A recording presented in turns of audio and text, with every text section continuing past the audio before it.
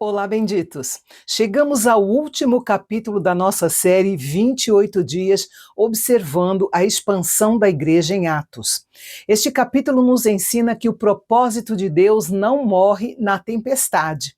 Veremos Paulo sendo confundido com um Deus, curando doentes e, finalmente, chegando a Roma. A mensagem principal deste capítulo é que, embora o mensageiro possa estar acorrentado, a palavra de Deus permanece livre e é imparável.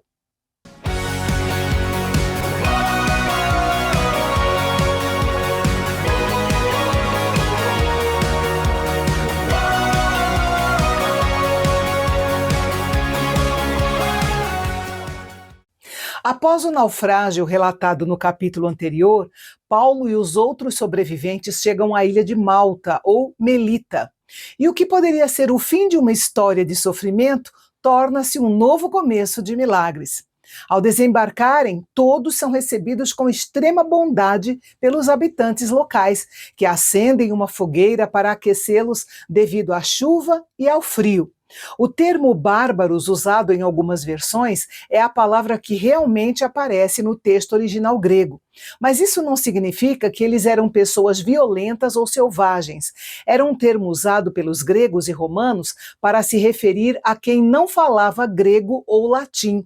Era uma distinção puramente linguística. Enquanto Paulo ajuda a recolher gravetos para alimentar o fogo, mostrando que um líder nunca é importante demais para o serviço braçal, uma víbora, fugindo do calor, pica sua mão e fica pendurada nela. Ao verem a cena, os nativos concluem que Paulo deve ser um assassino, que, embora tenha escapado do mar, a justiça não permitiu que ele vivesse. Eles mencionam a justiça, no grego Dike, porque na mitologia, Dike era a deusa que representava a personificação da justiça vingativa, a deusa que punia os culpados. No entanto, Paulo simplesmente sacode a cobra no fogo sem sofrer nenhum dano. O povo fica esperando que ele inche ou caia morto de repente, mas, após muito tempo de observação, vendo que nada acontece, mudam de ideia radicalmente e passam a dizer que ele é um deus. Isso nos mostra como a opinião pública é volúvel e como Deus protege seus servos em situações inesperadas. Nas proximidades do local do naufrágio estavam as terras de Públio, o homem mais importante da ilha de Malta. Ele recebe Paulo e seus companheiros com muita hospitalidade e eles permanecem ali por 3 dias. Naquela ocasião, o pai de Públio estava acamado, sofrendo de febre e disenteria. Paulo vai visitá-lo, ora, impõe as mãos e ele é curado. Assim que essa notícia se espalha, os demais habitantes da ilha que têm doenças também vão até Paulo e são curados.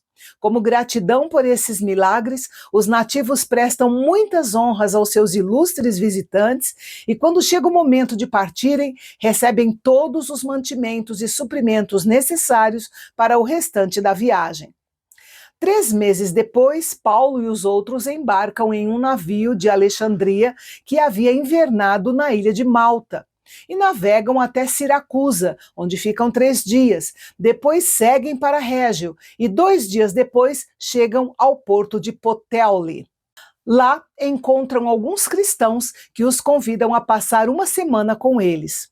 Por fim, seguem viagem em direção a Roma até a Praça de Ápio e nas 3 Vendas, ou 3 Tabernas, que ficavam a 50 a 60 quilômetros de Roma.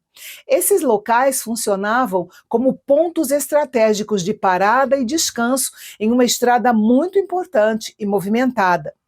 Quando os cristãos de Roma ficam sabendo que Paulo estava chegando, alguns viajam até esses lugares para recebê-lo. Quando os vê, Paulo sente-se profundamente encorajado e agradecido a Deus depois de uma viagem tão longa e muito difícil. Note que mesmo os grandes homens de Deus precisam do carinho e da presença dos irmãos. Ao chegarem finalmente em Roma, Paulo recebe uma permissão especial. Em vez de ser enviado para uma prisão comum, ele pôde morar em uma casa alugada por conta própria, sob a custódia de um soldado que o vigiava, o que conhecemos como prisão domiciliar. Ele tinha certa liberdade para receber visitas e pregar, mas permanecia acorrentado pelo pulso a um soldado romano que se revezava em turnos de guarda 24 horas por dia.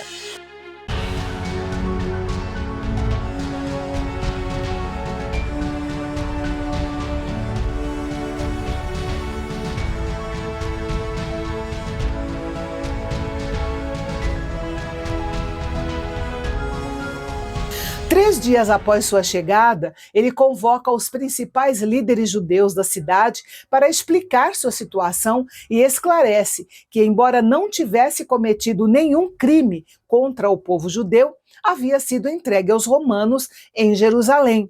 Explicou que os romanos queriam soltá-lo, mas, devido à oposição de alguns líderes na Judéia, ele foi forçado a apelar para César. Os líderes judeus em Roma respondem que não haviam recebido nenhuma carta ou relatório negativo sobre ele, mas demonstram uma grande curiosidade em ouvir suas ideias, pois sabiam que a tal seita a qual Paulo pertencia era alvo de críticas em todos os lugares. Paulo então marca o dia e muitos judeus vão à sua casa para ouvir o que ele tem a dizer. E então, desde a manhã até a tarde, Paulo explica e testemunha sobre o reino de Deus, tentando convencê-los a respeito de Jesus com base na lei de Moisés e nos profetas. O resultado é que alguns acreditam, mas outros continuam incrédulos. Diante dessa resistência e antes de o grupo se dispersar em meio a discussões, Paulo cita o profeta Isaías, falando sobre a dureza de coração deles e declara que dali em diante a salvação de Deus seria enviada aos gentios, pois eles a ouviriam. Esse trecho marca um ponto de virada teológico no livro de Atos. Embora Paulo sempre pregasse primeiro nas sinagogas, a rejeição sistemática em Roma simboliza a abertura definitiva e oficial da mensagem cristã para todas as outras nações do mundo romano. O livro de Atos termina de forma abrupta, com a imagem de Paulo, embora prisioneiro, trabalhando ativamente na capital do império por 2 anos inteiros, em sua casa alugada, pregando e ensinando sobre Jesus com toda coragem e sem impedimento algum. Muitos leitores estranham o fato de o livro não contar o que aconteceu com o julgamento de Paulo perante Nero. Os historiadores sugerem que Lucas terminou o relato aqui porque o seu objetivo principal já havia sido cumprido, que era mostrar como o evangelho saiu de Jerusalém e chegou ao centro do mundo conhecido na época, que era Roma. Outra dúvida que surge é como Paulo pagava suas contas, se estava preso.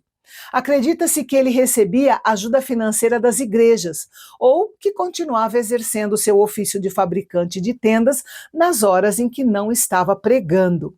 Foi exatamente durante esses 2 anos mencionados nos versículos finais que Paulo escreveu algumas das cartas mais famosas da Bíblia.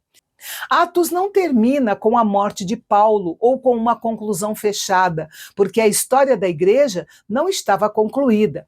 Ela continua ao longo dos séculos e ainda continua através de nós. Em Atos 28, o ciclo de Paulo se encerra para que o ciclo da igreja, através de nós, continue avançando. Então, sacuda a víbora. Assim como Paulo não se deteve pelo ataque da cobra, nem pela crítica dos malteses, não deixe que pequenos ataques ou opiniões alheias parem sua missão. Outra coisa, transforme sua limitação em plataforma. Paulo estava preso a um soldado, mas sua casa virou um centro de pregação. Sua limitação hoje, um emprego difícil, uma doença ou uma espera, pode ser o local onde Deus quer que você testemunhe. E lembre-se, a palavra nunca está presa. O livro termina com a expressão sem impedimento algum. Isso significa que nada pode parar o que Deus decidiu fazer.